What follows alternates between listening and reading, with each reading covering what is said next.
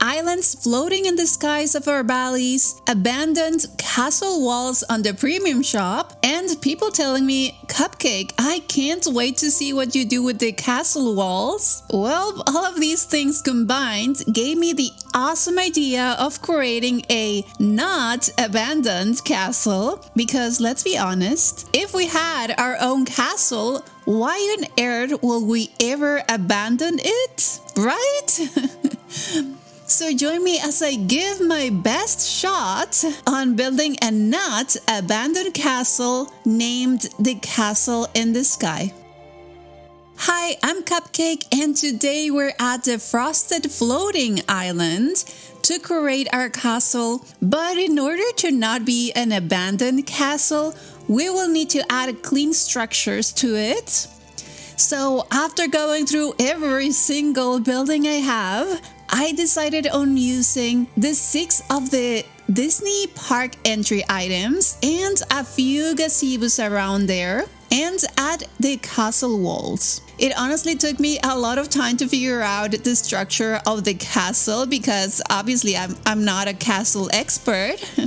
But I think once you have this blueprint, it will be pretty easy to just replicate it, because you just need to figure out where your towers will be. And the next step is just covering it with walls, and that's basically it. Now, we will not be able to walk inside the castle, unfortunately, but we are making 2 little garden areas on the sides that we can actually walk on. Oh, on the garden of this side of the castle, I added a rainbow. Look, I know this rainbow may be a bit too much, but I think it looks super cute. So cute that I just couldn't remove it after I put it in. So yeah, I am going to keep it.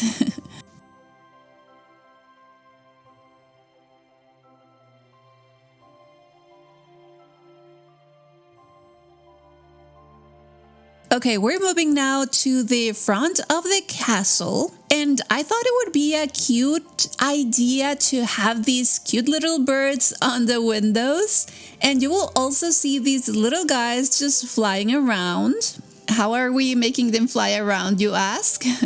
Well, you'll see.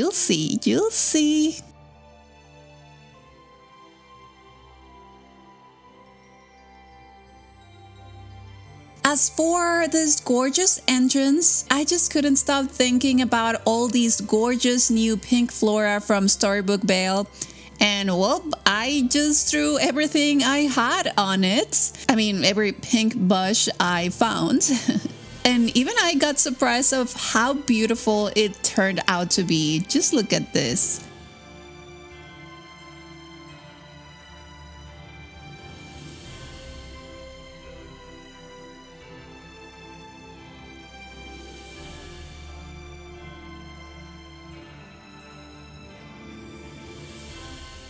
Okay, let's move to the actual sky.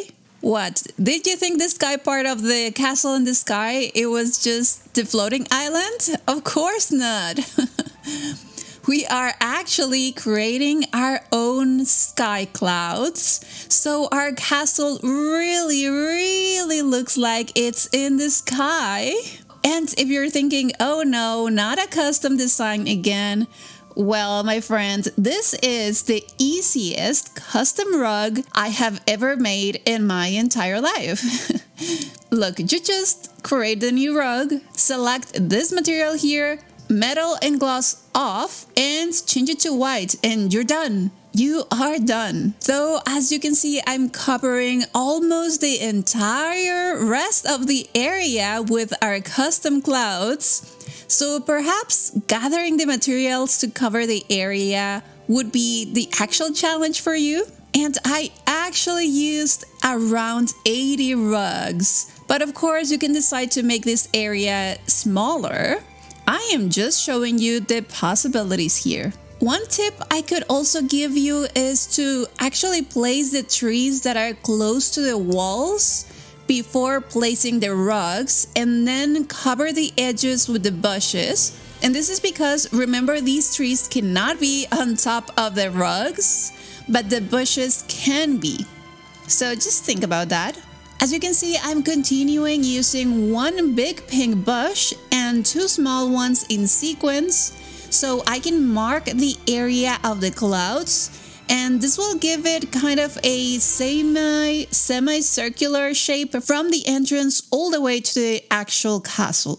And we may spread a few more bushes around here as well. I am also including this gorgeous jasmine fountain, which I believe is from the premium shop, and I am surrounding it with more pink flora, some trees, and a bench on the front, and we will also mimic this exact layout on the opposite side, so just mirroring this. Now outside of the cloud area, we're just placing these pink gazebos with a small seating area to fill both corners of the island. And did you know that you can actually place rugs on top? Yeah, that pink floor is actually a rug inside the gazebo. We are going to surround these with bushes and just trying to follow a pattern here with the bushes. We'll also cover a bit of this rough edges with these items. And we are mirroring exactly the same thing on the opposite side, or the opposite corner, or the other corner, actually. Now, I believe the final touches are as important as the main build itself. So let's start by finishing the entrance, adding some of the flying birds, adding more floating lighting with the bubbles and lilies, some fireflies around, and of course we're putting some clouds just here and there. I personally love how this turned out, but let me know what you think. Would you be trying this build?